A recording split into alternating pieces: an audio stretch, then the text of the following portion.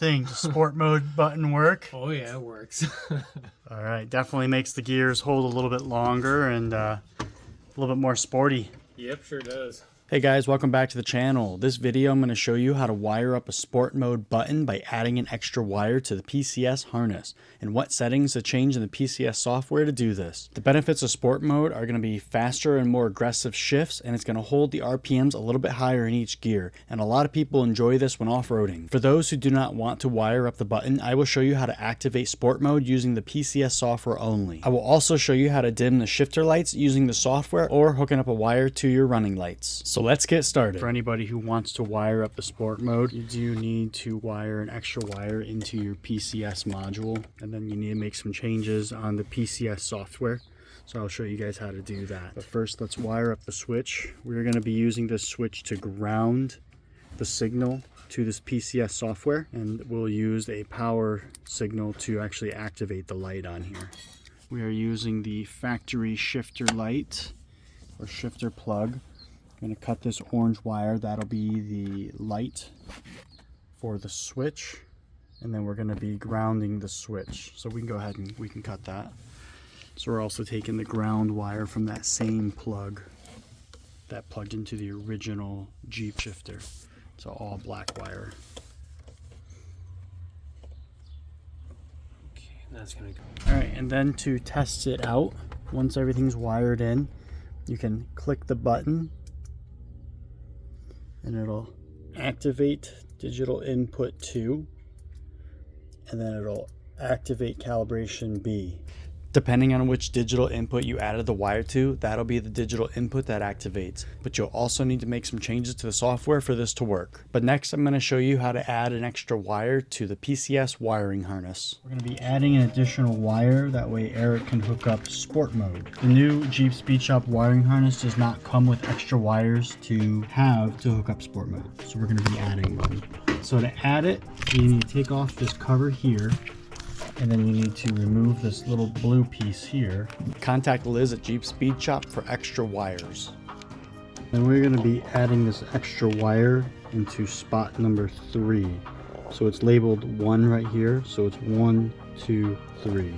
And you take out this little dust cover, and then you shove in the wire from the back side. You have to remember 1, 2, 3.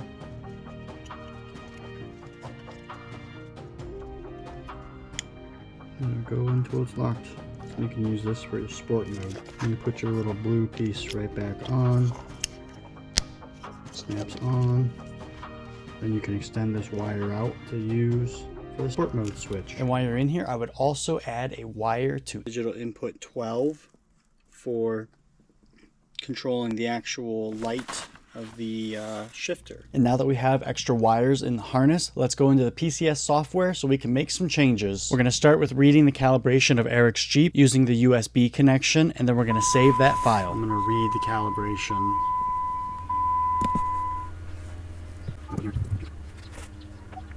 And then you can go to software setup, tuning mode, advanced. And let's look at the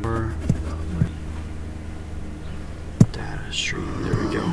So hit your brake for me real quick. And this is one way to check if your canvas wiring is correct. Hit it again, or let go and hit it. If your canvas wiring is correct, the brake pedal will cancel the TCC lockup. To make the first changes for sport mode, you're going to go to hardware setup, digital inputs, and then you will open these 3 tables. Because we put our extra wire into digital input number 2, we need to move the true manual mode into digital input 3 or another input. And then we need to put calibration B into digital input number 2. Then you need to go to invert button logic and switch it from input 2 to 3. That way true manual mode is always on and your gear indicators will show on the dash. And then on input 13, it does show calibration B. I put that to disabled. Save command. If instead of grounding the switch, you want to use a power to put into the PCS harness, you can change the digital input active level to high. So instead of a ground activating it, it'll be 12 volt positive activating the sport mode. And you might want this depending on what switch you're using. So you can use a ground signal or a positive 12 volt signal. If you would like to activate sport mode without the switch, all you need to do is invert button logic on input number 2. Just make sure calibration B is on input 2. You'll see on the monitor that calibration B activates. After making changes, I always hit save cal command and then I write the calibration.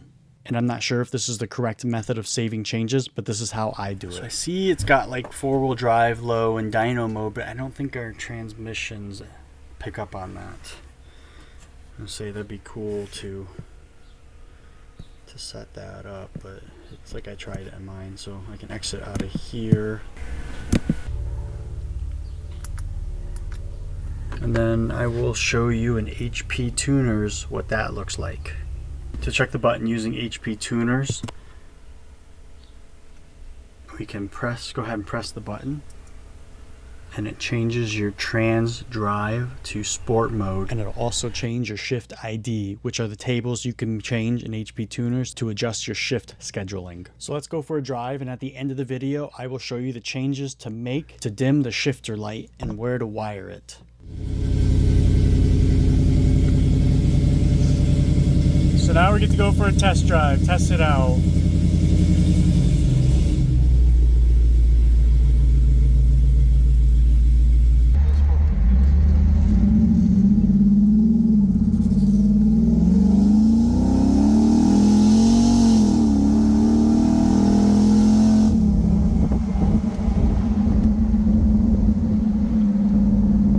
Feel a difference with sport mode, or is it activated right now? Yeah, it is. So does it hold the gears? Seems to be.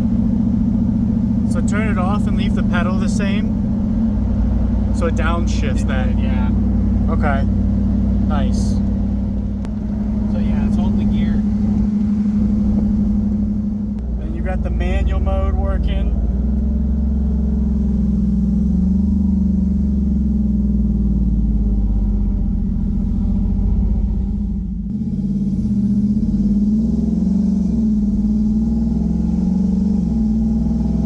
Sport mode? No, this is regular.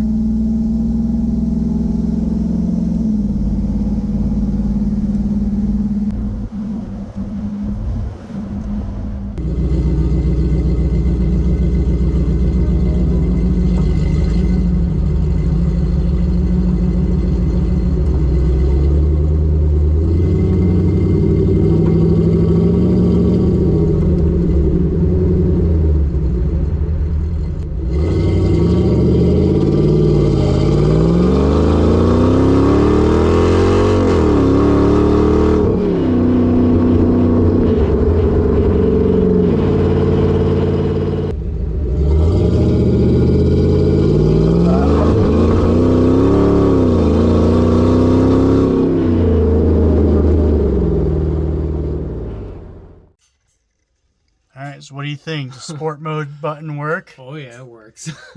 Alright, definitely makes the gears hold a little bit longer and a little bit more sporty. Yep, sure does. Nice.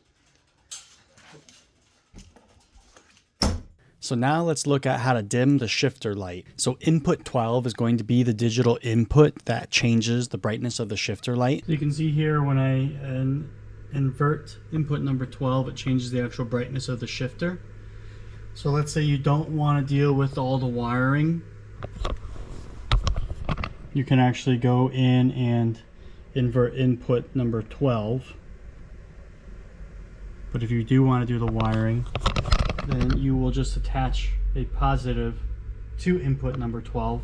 And remember, if you want to use a ground signal, the digital input active level needs to be low. If you want to use a 12 volt positive, the digital active level needs to say high. So for instance, digital input 12, you would use that as a high setting because when you turn on the lights, it is a positive voltage that will get put into the PCS module. If it was a ground voltage, you would have input 12 as low, and then it would receive a ground signal to dim the lights. And if you didn't want to do any wiring, all you would do is invert the button logic on input number 12, and I would leave the digital input active level to low. You will just need to make sure that digital input number 12 is disabled. Right now it says downshift. You need to change it to disabled. And you would do this whether you're wiring it or just using the software. And you do not need to move downshift somewhere else. So I was able to add power to input 12 and it was dimming the shifter. The only issue is when you try to use the wires that came from the lights that activate when you turn on the lights for like the NAG1 shifter. When you dim them too much, it lowers the voltage to where it doesn't actually get activated, or it's not enough voltage to activate the switch in the PCS software.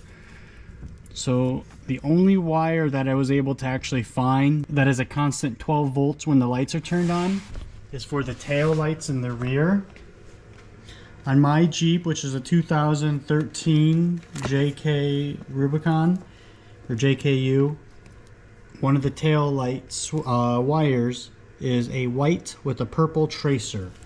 So what we need to do is run this wire, tap into it, and bring it up over here and wire it into digital input number 12. And after that, you are all done. So thanks for watching, and don't forget to like and subscribe.